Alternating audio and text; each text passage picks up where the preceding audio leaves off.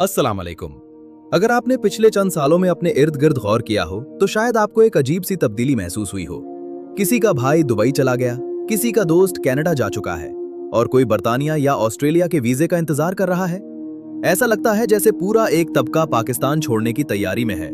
लेकिन असल सवाल ये है, क्या वाकई बैरूने मुल्क जाना इतना ही आसान और कामयाब रास्ता है जितना हमें सोशल मीडिया पर नजर आता है, या फिर इस कहानी का एक दूसरा रुख भी है जिसके बारे में बहुत कम बात की जाती है।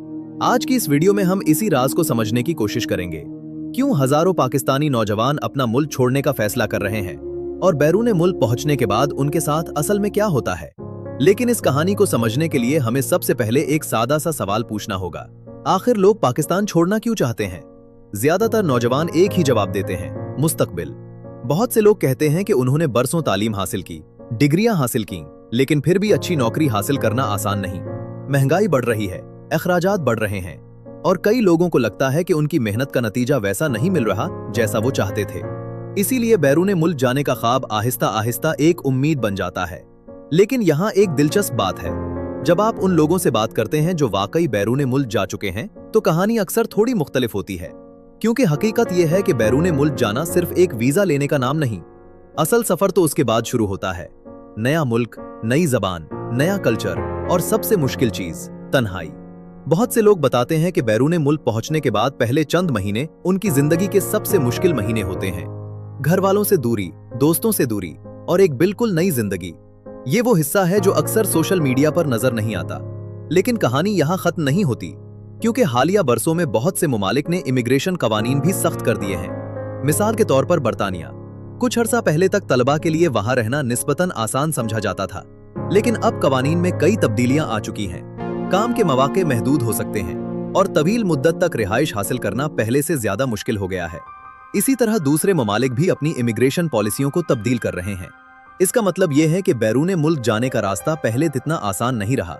और फिर आता है एक और चैलेंज, जिंदगी के अखराजात। बहुत से बड़े शहरों में किराया इतना ज्यादा होता है कि कई लोग एक छोटे कमरे में 2 या 3 अफराद के साथ रहने पर मजबूर हो जाते हैं।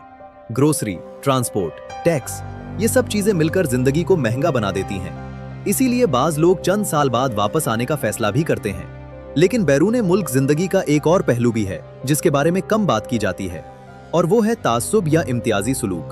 कुछ पाकिस्तानियों का कहना है कि उन्हें कभी कभी मुख्तलिफ रवैयों का सामना करना पड़ता है, कभी काम की जगह पर, कभी मुआशरती माहौल में, कभी जबान की वजह से और कभी सिर्फ इस वजह से कि वो एक मुख्तलिफ मुल्क से आए हैं। ये तजुर्बा हर किसी के साथ नहीं होता।